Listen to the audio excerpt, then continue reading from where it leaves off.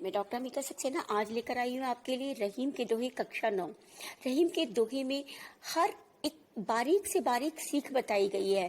केले के छिलके पर गिरने के बाद पता चले तो क्या फायदा। अगर हम केले की छिलके को देखकर ही समझ जाएं कि हमें नहीं गिरना है, ऐसी ही कुछ प्रासंगिकता भरी बातों को रहीम के दोहे ने इनमें बताया है। सबसे पहला दोहा, रहीमन धागा प्रेम का मत तोड़ो चटकाई, टूटे से फिर ना मिले मिले गांठ परी जाए। रहीम दास जी कहते हैं धागा और प्रेम दोनों एक जैसे ही होते हैं।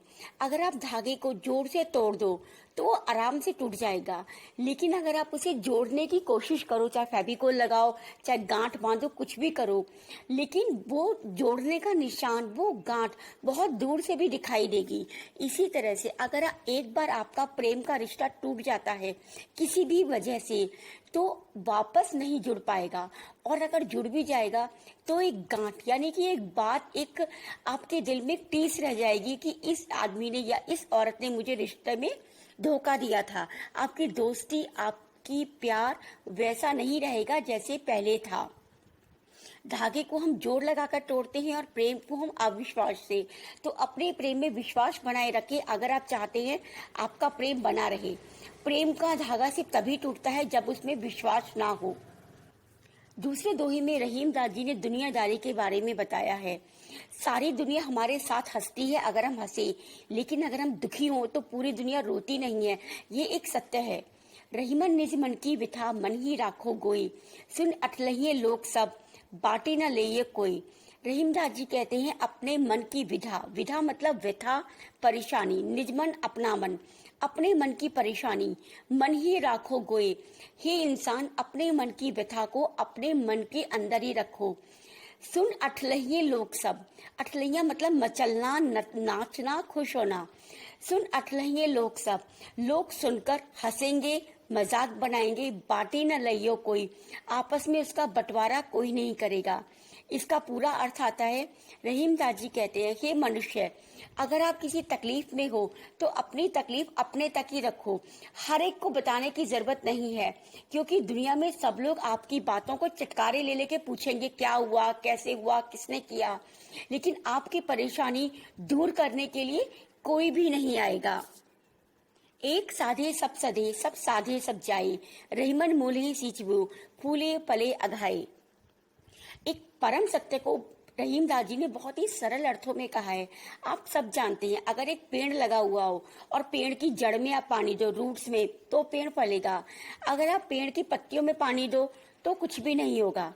तो उन्होंने बोला है, अगर जहां पर काम करना है, जहां पर आपको अपनी चेतना, अपना ध्यान लगाना है, वहां पर अगर आप लगाएंगे तो आपको फायदा होगा। एक मैकेनिक भी हथौड़ा मारता है, तो किस जगह पर हथौड़ा मारना है ये इम्पोर्टेंट है। एक सरल सा उदाहरण लेते हैं, अगर आपको सर का दर्द हो तो सर दर्द की गोली लेकर आप सर पे मलेंगे तो दर्द सही नहीं होगा, आप उसे खाएंगे तब जाकर आपका दर्द ठीक होगा। एक साधे सब सधे, यानी कि अगर आप एक काम को मन लगाकर करते हो, सब सधे, सब काम अच्छे से हो जाएंगे। अगर आप एक काम में मन लगाते हो तो वो काम आपका बहुत अच्छी तरह से पूरा हो जाएगा। सब सधे मतलब उस एक काम को पूरी तरह से करने पर वो पूरा का पूरा अच्छे से हो जाएगा। सब साधे सब जाए, अगर आप सारे काम इकट्ठे करना चाहोगे तो आपका कोई भी काम पूरा नहीं होगा। रहीमन मूले सींचवो, फूले फले अगाए। रहीम दास जी कहते हैं, अगर आप जड़ों में पानी डालोगे तो पूरा का पूरा पेड़ फलेगा। इसके अर्थ को हम सरल प्रकार से समझ सकते हैं। रहीम दास जी कहते हैं, एक काम को मन लगाकर करने से वो पूरा का पूरा काम सही प्रकार से हो जाता है, लेकिन अगर आप बहुत सारे काम एक साथ करें तो उनमें से एक भी नहीं होगा। इसी तरह से जैसे कि अगर आप जड़ में पानी डालो तो पूरा का पूरा पेड़ फलेगा। अगर आप जड़ की बजाय फूल, पत्ती, तना सब में पानी डालो तो पेड़ का सत्यानाश होना तो निश्चित है। अगले दोहे में रहीम दास जी चित्रकूट की महिमा बताते हैं। चित्रकूट में रमी रहे रहीमन अवध नरेश, जा पर विपदा पड़त है सो आवत यह देश। कभी कभी क्या होता है ना बच्चों की, हम लोग अपना माइंडसेट बना लेते हैं। जब मैं छोटी थी और मैं अगर नूडल्स या मैगी या ब्रेड ऐसा कुछ भी खा के जाती थी तो मेरा एग्जाम खराब हो जाता था। आज इतने बड़े होने के बाद भी ये बात मेरे अंदर बैठी हुई है। ये पूरी तरह से गलत है। कुछ भी खाकर जाने से एग्जाम पर कोई असर नहीं पड़ता, लेकिन ये एक धारणा मेरे अंदर बनी हुई है। आप सबके अंदर भी होगा, एक शर्ट पहन के जानी है तो एग्जाम अच्छा हो जाएगा, ये कलर पहन के जाना है तो एग्जाम बुरा हो जाएगा। ये सब माइंड सेट है। ये रहीम दादी ने अपने मन का भावनाओं को बताया है। उनको लगता है जब रामचंद्र जी अवध नरेश, रामचंद्र जी अयोध्या के राजा, उन पर मुसीबत आई, वो वनवास गए तो वो चित्रकूट में रहे। यानी कि उनको ऐसा लगा कि चित्रकूट में रहने से उनका भला हो जाएगा। जा पर विपदा पड़त है सो आवत यह देश। रहीम दादी जी आगे कहते हैं, चित्रकूट एक ऐसा प्रदेश है जिस पर मुसीबत आएगी वो चित्रकूट आता है। सरल अर्थों में बोली, रहीम दादी कहते हैं जब राम पर विपदा आई तो वो चित्रकूट में गए। इसी तरह से जिस पर भी विपदा आती है वो चित्रकूट में आकर बसता है। बच्चों इस बात को याद रखो। हम ये बिल्कुल नहीं कह रहे कि ये दोहे परम सत्य हैं। स्पेशली ये दोहा रहीम दादी के मन के विश्वास को बताता है। उनको लगता है रहीम दादी जी कहते हैं वही दोहा अच्छा होता है जिसमें अर्थ बहुत बड़ा हो लेकिन शब्द कम हो। अगर बहुत ज्यादा शब्दों में बोली जाए बात और मतलब थोड़ा सा हो तो उसका कोई फायदा नहीं है। जैसे कि जो नट कुंडली होती है, जो नाच गाना दिखाते हैं या अपने नए नए करतब दिखाते हैं, वहां पर एक ही आदमी होता है, वो बहुत सारी भूमिकाएं निभाता है। कभी जमीन पर कूद फांद करता है, कभी कूद कर ऊपर रस्सी पे चढ़ जाता है। इसीलिए इस दोहे में कहा गया है कम शब्दों में ज्यादा अर्थ हो वही दोहा अच्छा है। जैसे नट एक ही हो लेकिन वो एक ही समय में एक साथ कई सारे काम कर सके। अगले दोहे में रहीम जी कहते हैं समुद्र कितना बड़ा होता है, दूर तक पानी ही पानी, लेकिन क्या कोई उसके पानी से अपनी प्यास बुझा सकता है? नहीं। समुद्र का बड़े होने का क्या फायदा है जब उसके किनारे से सब प्यासे चले जाते हैं। वहीं दूसरी तरफ बारिश का पानी या किसी भी तरह का पानी किसी सड़क के गड्ढे में या छोटी सी जगह में भर जाता है और जल्दी ही वो धूप निकलने पर सूख भी जाता है। उतने थोड़े समय में वो पानी कितने पशु पक्षियों की प्यास बुझाता होगा। आपने भी देखा होगा सड़कों पर बारिश का पानी हो तो कुत्ता बिल्ली चिड़िया वहां पर आकर पानी पीते हैं। तो यहाँ पर वो बोल रहे हैं धनी रहीम जलपंक को। जलपंक मतलब कीचड़ का पानी धन्य है, उसके लिए हमें धन्यवाद कहना चाहिए। लघु जिए मतलब वो कम समय के लिए जिंदा रहता है, बाकी तो वो सूख ही जाता है। पियत अघाए मतलब वो बहुत लोगों की प्यास बुझाता है। उदती समुद्र का पर्यायवाची है। समुद्र बड़ाई कौन है मतलब समुद्र की तो कोई तारीफ ही नहीं कर सकता।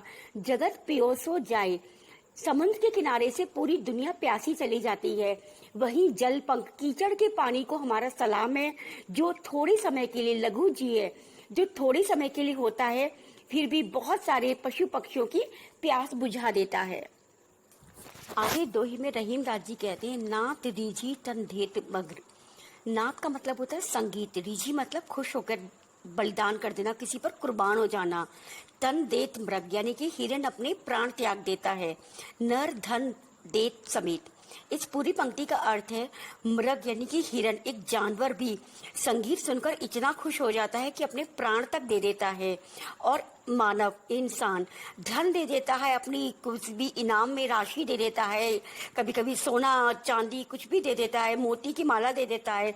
अगर वो किसी से खुश हो जाए, किसी नाचने वाली से, किसी गाने वाले से, या फिर कोई खुशखबरी उसे सुनाता है या कोई अपना ज्ञान बताता है, किसी भी बात पर कोई भी राजा कोई भी इंसान अगर प्रसन्न होता है तो वो कुछ ना कुछ गिफ्ट, कुछ ना कुछ उपहार जरूर देता है। ते रहीम पशु से अधिक रीझों कुछ ना देत। रहीम दादी कहते हैं हिरण संगीत सुनकर अपने प्राण दे देता है।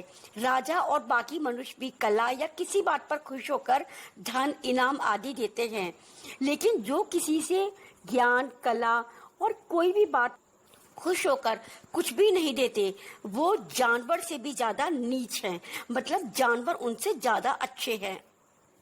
अगले दोहे में रहीम दादी कहते हैं जैसे बंदूक की गोली वापस नहीं आती वैसे जुबान से निकला बात भी वापस नहीं आती। काम बनाना बहुत मुश्किल है लेकिन काम का सत्यानाश करना बहुत आसान है। फटाफट कुछ भी गाली बोल दो, किसी को गंदा बात बोल दो, सारा काम हो गया बर्बाद। तो रहीम दास जी कहते हैं बिगड़ी बात बने नहीं, लाख करो किन कोई मतलब प्रयास करना, बिगड़ी बात मतलब काम बिगड़ जाए। काम बनाना मुश्किल है लेकिन काम बिगाड़ना तो बहुत ही आसान है। इसलिए काम करने से पहले सोच लो, समझ लो कि काम का क्या परिणाम होगा, क्योंकि अगर आपने बिना सोचे समझे काम किया तो काम बिगड़ जाएगा और वापस उसे आप संभाल नहीं सकते हैं। सॉरी, हर एक चीज का सॉल्यूशन नहीं होता है। तो काम करने से पहले सोचो, काम बिगड़ जाएगा तो वापस वो ठीक नहीं होगा।